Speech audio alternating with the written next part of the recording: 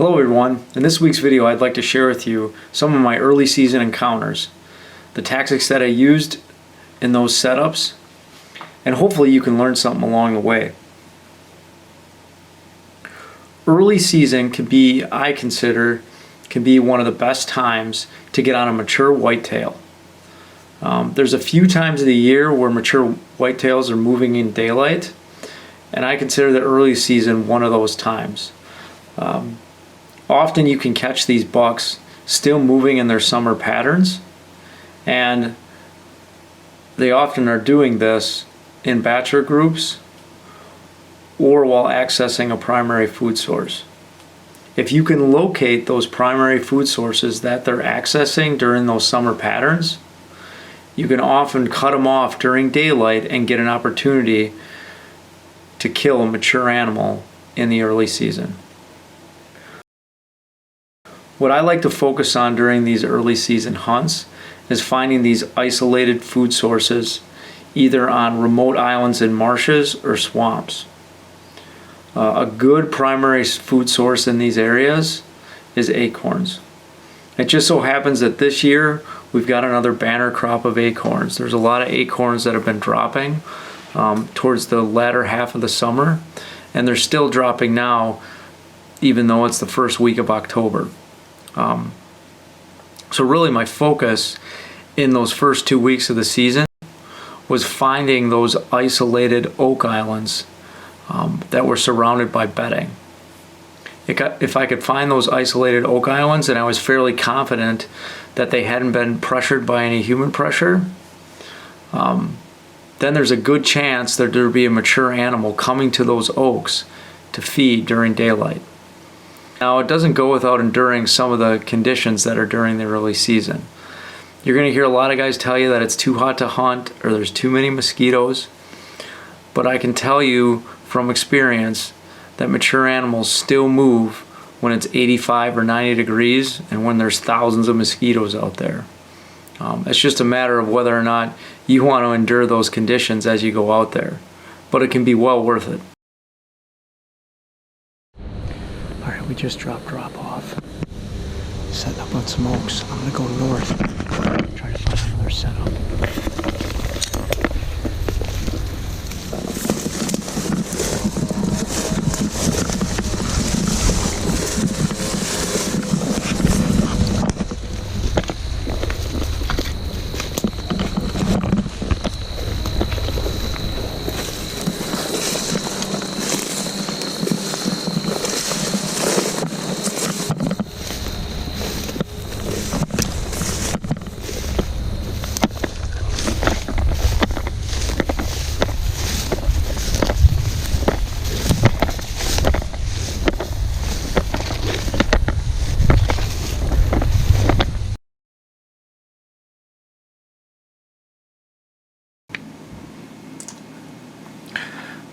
Now, one tip that I've learned over the years is in setting up in early season, when you get into these oak islands, you will have a tendency that you want to set up on the transition or close to the edge where you suspect bedding to be coming from.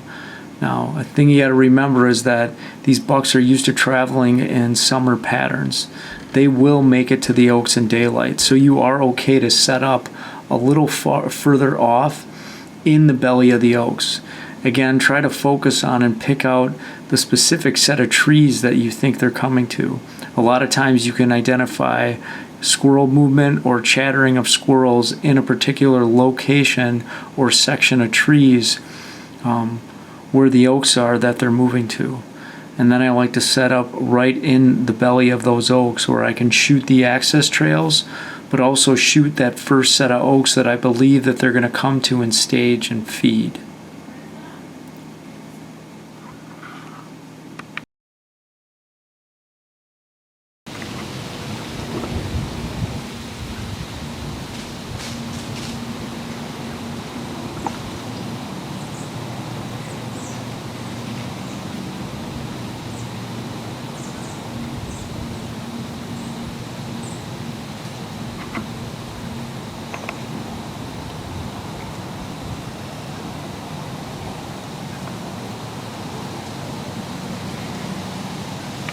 these particular bucks were still grouped up in a bachelor group as they traveled out of bedding in a transition that was just on the edge of the island that I was sitting on.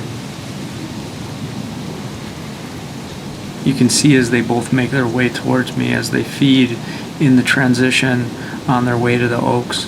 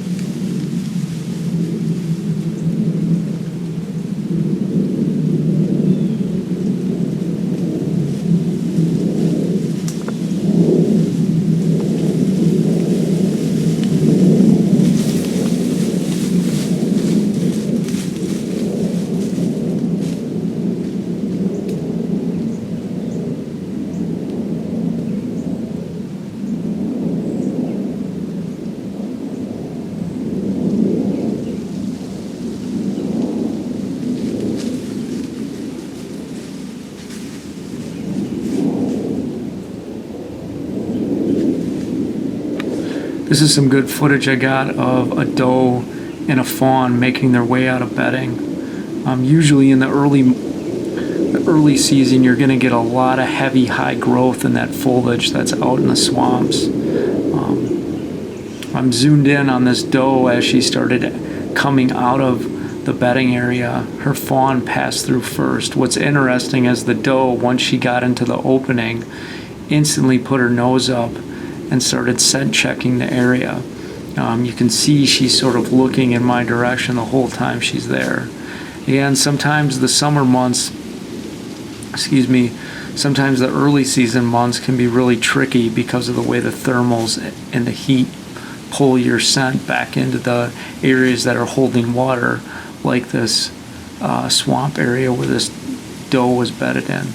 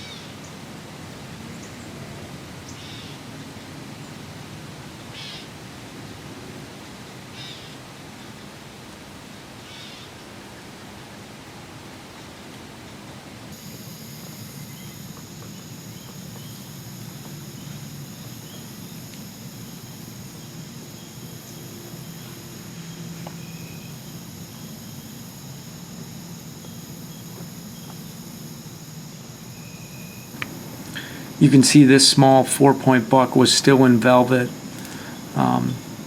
He was bedded probably about 75 yards from me in a small bowl of red brush that again was just adjacent to the oak trees that I was sitting in. That heavy beaten trail that the deer is standing on accesses right underneath the oaks that I'm sitting on. This deer came out of bedding, scanned the area of the oaks, and then passed on through to actually another set of oaks that I had hunted a couple days before.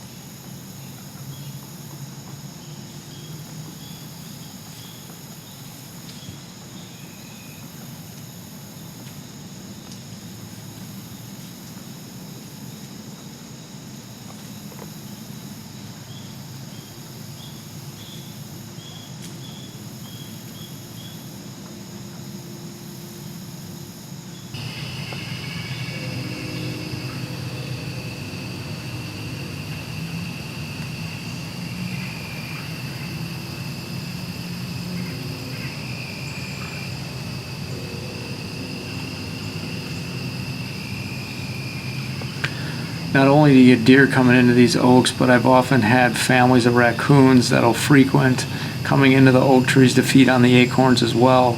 So it's a really good food source for all the critters and everything that's out there.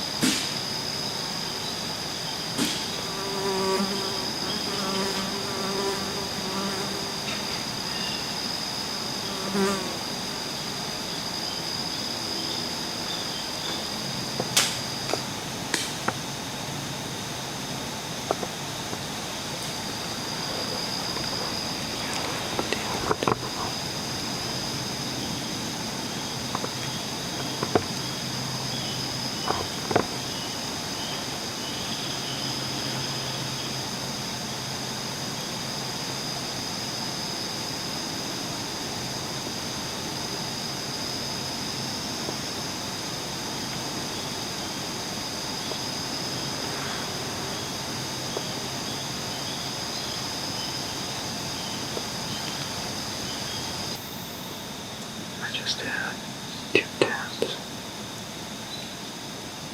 Could that have been 2 10-pointers? And one other bigger buck. Just walking this way.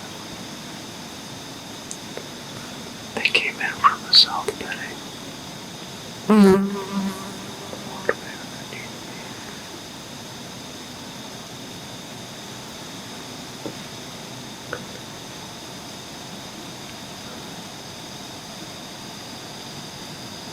I needed him to take like 5 more steps.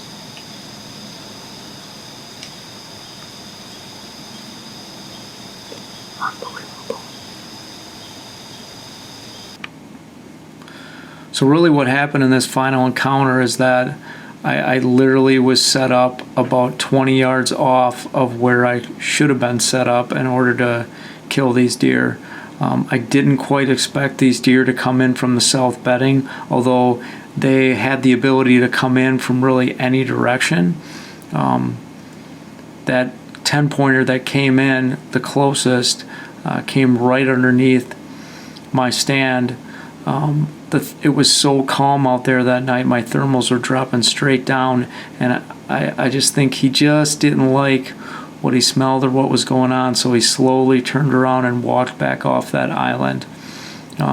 In hindsight, if I would have been set up on the west side of the island or just over to the east side of the island, again facing the bowl of those oaks, those bucks would have walked right in. But then who knows, maybe they would have came in from the east or the west and the whole thing would have been busted anyways. But again, these are the types of encounters you can get. That was the second day of the season when I had those 3 bucks come in, and it was 5 o'clock in the afternoon in broad daylight. So definitely a pattern that I'll keep doing year after year, and it's going to pay off. Well, I hope you enjoyed this video and you learned something along the way. Good luck as October begins and things are going to start to heat up and get a little more exciting around here. Thanks.